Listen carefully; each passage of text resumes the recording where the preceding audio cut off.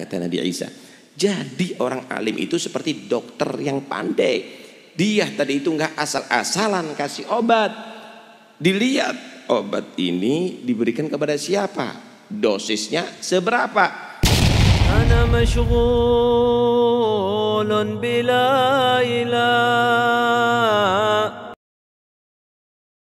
Ada beberapa kata-kata mutiara daripada Al-Habib Abu Bakar, hendaknya untuk kita jadikan oleh-oleh, baik untuk diri kita maupun untuk keluarga kita. Beliau radhiyallahu anhu berkata, ad-da'i ila Allah la budda ma tastami' fihi arba'atu khisal az-zuhud wal ilm wal aql wal mudarah, wa idza naqasat khaslatun min hadhihi al-arba'ah ma yakunu li wa'dihi ta'thir wa la tadhharu an-natijah. Banyak orang-orang menjadi dai, saudara. Banyak yang menjadi penceramah dan penasihat. Ma aktsara asy-syajar falaysa bimuthmirin wa ma aktsara ath-thamar falaysa bitayyibin. Berapa banyak pohon tapi tidak berbuah, saudara.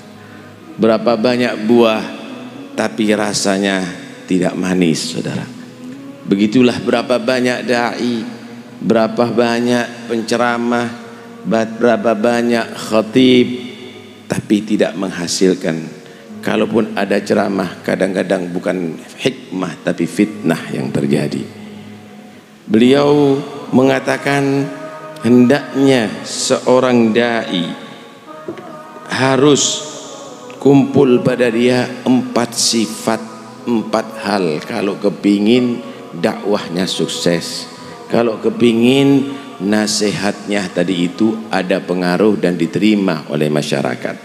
Nggak perlu banyak bicara, nggak perlu banyak dengan tutur kata. Sebenarnya 4 hal ini yang akan membuat dakwah tadi itu terus dan akan diterima. Pertama, seorang dai harus mempunyai sifat zuhud, tidak cinta dunia. Bukan karena melarat, saudara. Ada orang itu dikehendaki oleh dunia tapi menolak. Ada orang yang dunianya nggak ngendaki sama dia. Kalau ini fi hukmil ittirar. Tapi orang zuhud itu tidak cinta dunia, walaupun dunia berdatangan kepada dia. Dan ini adalah sulit. Laisa zuhud an la tamlika dunya, walakinna zuhud an la tamlika kad dunya. Zuhud itu bukan kamu enggak punya dunia, tapi zuhud itu kamu tidak dikuasai oleh dunia. Seorang dai kalau sudah dikuasai oleh dunia, maka jangan-jangan dia tidak berdakwah kecuali karena dibayar. Jangan-jangan yang dicari adalah materi, dan ini yang akan merusak dalam dakwah itu sendiri. Karena itu seorang dai harus zuhud. 2 hal Nabi SAW mengajarkan, jika ingin dicintai oleh Allah dan jika ingin dicintai oleh makhluk Allah. Izhad fid dunya yuhibbukallah, wazhad fi ma fi aidin nas yuhibbukan nas. Zuhudlah kamu daripada dunia, Allah cinta kepada kamu. Allah cinta kepada orang yang zuhud daripada dunia. Zuhudlah kamu daripada apa yang dimiliki oleh manusia. Jangan kamu ganggu, jangan kamu minta sama dia. Punya hajat, buat proposal jam 2 malam, minta sama Allah. Maka manusia akan cinta kepada kamu. Itulah keberhasilan as-salafun as-salih. Mereka adalah bukan orang yang selalu minta, tetapi mereka adalah manusia yang selalu memberi, ya ikhwani. Mereka bekerja bukan untuk menumpuk harta, tapi mereka bekerja adalah untuk membantu orang yang membutuhkan. Al-Habib Abdurrahman bin Muhammad As-Saggaf, beliau adalah punya kebun yang cukup besar, kebun kurma. Tapi ketika menanam bibit kurma, setiap bibit surat Yasin, Setelah ditanam, setiap pohon satu hataman Al-Quran. Maka ketika datang penyakit yang menyerang pohon kurma di kota Tarim, semua rusak kecuali milik Habib Abdurrahman bin Muhammad As-Segaf. Tidak pernah terganggu urusan dzikirnya, dakwanya, karena urusan pekerjaannya. Karena memang pekerjaan bukan dijadikan tujuan, tapi untuk alat membantu dalam dakwanya. Ya ayyuhalladzina amanu la tulhikum amwalukum wala auladukum an dzikrillah wa man yaf'al dzalika fa ulaika humul khasirun. Jangan sampai kesibukan kamu dalam mengurusi harta benda dan perdagangan dan cintanya kamu kepada anak kamu melupakan kamu daripada zikrullah, Al-Quran, berzikir kepada Allah secara mutlak, atau sholat, atau ilmu. Siapa yang karena itu semuanya meninggalkan yang diperintahkan Allah, berarti dia menjadi orang yang merugi karena harus masuk neraka Allah Subhanahu wa ta'ala. Pertama, seorang dai harus zuhud. Tuh, lihat Habib Abu Bakar punya apa? Apakah diceritakan di sini tanahnya Habib Bakar berhektar-hektar? Apakah diceritakan di sini rekeningnya banyak? Apa yang dimiliki oleh beliau? Yang dimiliki adalah bagaimana magam yang tinggi di sisi Allah Subhanahu wa ta'ala. Beliau sudah dikubur, saudara, sekian puluh tahun, tapi manfaatnya Anda semuanya bisa datang ke sini. Ini semuanya adalah karena zuhud beliau. Zuhud ke dunia dicintai Allah, zuhud tidak mengganggu hartanya manusia dicintai oleh manusia. Yang kedua, seorang dai harus dilengkapi dengan ilmu. Bukan mencari popularitas, bukan hanya gambar yang dipampang, tapi ilmu, ya ikhwani, ilmu yang manfaat, bukan ilmu untuk mencari pengaruh, ilmu yang manfaat. Apa ilmu yang manfaat? Ilmu yang bisa membuahkan amal, ilmu yang bisa membuahkan akhlakul karimah, ilmu yang bisa mengenalkan kamu pentingnya ibadah dan taat kepada Allah Subhanahu wa ta'ala. Ilmu kita kadang-kadang hanya sekedar untuk berceramah, untuk di atas panggung, ilmu kosong, ya ikhwani. La, jangan. Atau ada ilmu tetapi tidak sesuai diartikan dengan muradillah wa muradi rasulih. Nabi SAW menggambarkan di hari kiamat, innallaha la yantazi'ul ilma min ibadihi intiza'an walakin yantazi'u biqabdil ulama. Allah itu mencabut ilmu nanti di akhir zaman tidak serta-merta dicabut seperti mencabutnya kita paku dengan tang, tapi dengan dimatikan ulama-ulama pembawa ilmu-ilmu manfaat ini. Kalau sudah nggak ada, ittakhadhan nasu ru'usan juhalan fasu'ilu an ilmin fa'aftau bighairi ilmin fadallu wa adallu. Kalau sudah nggak ada alim-alim yang demikian pengen jadi panutan, maka yang jadikan tokoh, ketua, pemimpin adalah orang-orang yang bodoh. Bukan bodoh karena nggak ngerti nahwu, bukan bodoh karena nggak ngerti fikih, bodoh karena punya ilmu tapi tetap melanggar ajarannya. Saudara, kalau ada kabel dan di situ tertulis dan awas kabel tegangan tinggi, dipegang sama orang buta, mati, wajar. Dipegang orang yang gila, mati, wajar. Dipegang sama anak kecil, mati, wajar. Tapi dipegang sama orang yang punya ilmu tinggi, tahu dengan tulisan dan tanda itu, dipegang, mati. Ini yang nggak wajar, saudara. Kira-kira mana yang paling bodoh? Yang terakhir ini adalah yang bodoh, saudara. Begitulah yang akan terjadi di akhir zaman. Pemimpin-pemimpin, tokoh-tokoh adalah orang yang bodoh. Tahu haram menjadi pelaku haram, tahu wajib menjadi peninggal wajib. Kalau ditanya tentang ilmu, dijawab tentang dengan nafsunya, gola, gila.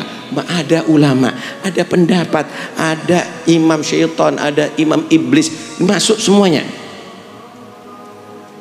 Hanya sekedar untuk muwafaqati nafsi. Zuhud, ilmu.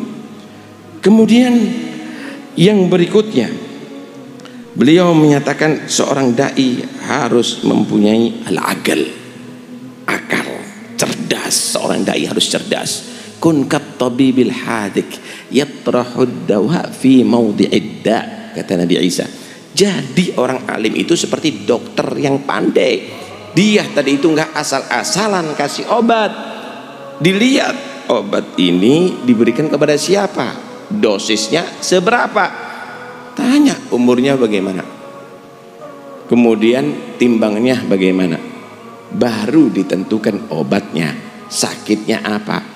Begitu, jangan anak kecil obat orang besar jadi racun, nggak ada manfaat, malpraktek namanya. Begitu juga ustadz alim, inti nggak usah ngajari hakikat, orang nggak bisa wudhu kok. Mau tampil mau disebut inti seorang orang yang arif billah.